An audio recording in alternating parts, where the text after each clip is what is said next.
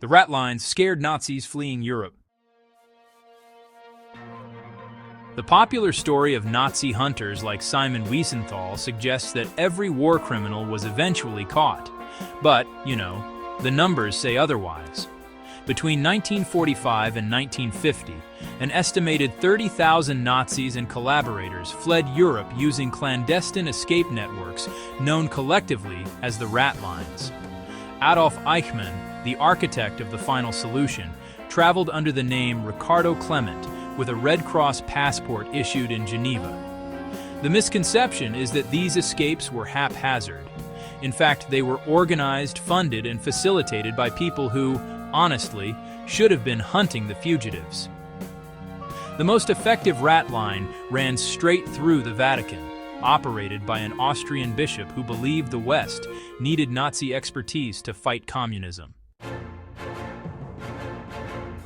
In the immediate aftermath of the war, millions of displaced people were moving across Europe.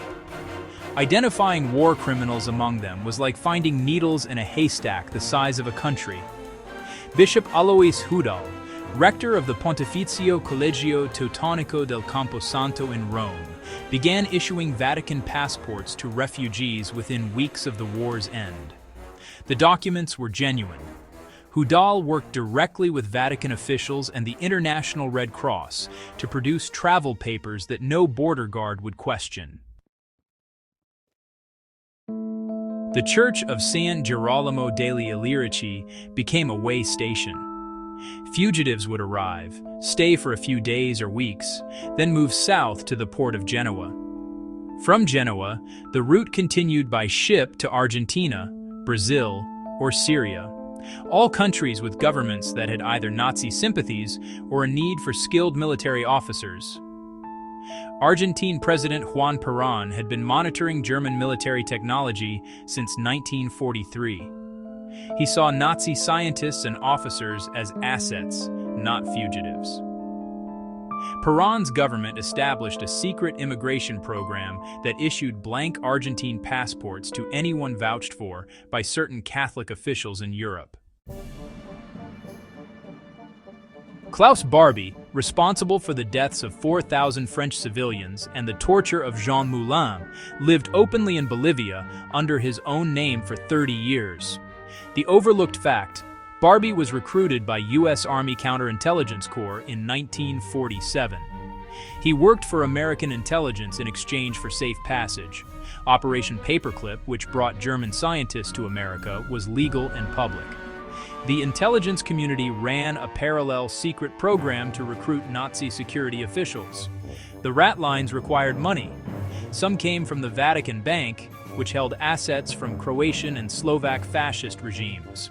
Some came from SS treasure that had been moved to Switzerland in 1944. One Croatian priest, Father Krunoslav Draganovic, ran a Ratline from his office in the Collegium Germanicum.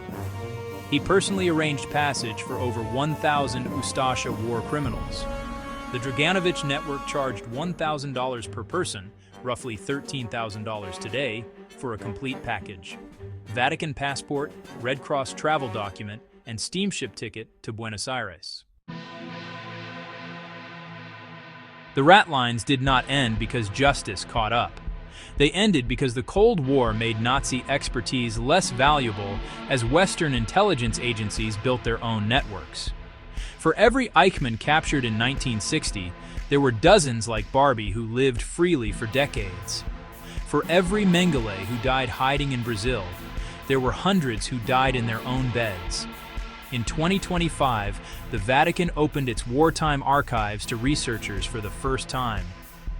The full accounting of church involvement in the Ratlines is only now becoming clear. The lesson of the Ratlines is not about assigning blame to institutions. It is about the uncomfortable reality that post-war justice was always selective, always incomplete, and sometimes deliberately blind. History that goes deeper does not ask you to be shocked that criminals escaped. It asks you to understand who helped them, why, and how rarely anyone was held accountable. Subscribe to War Machiner and share this if you value history that goes deeper.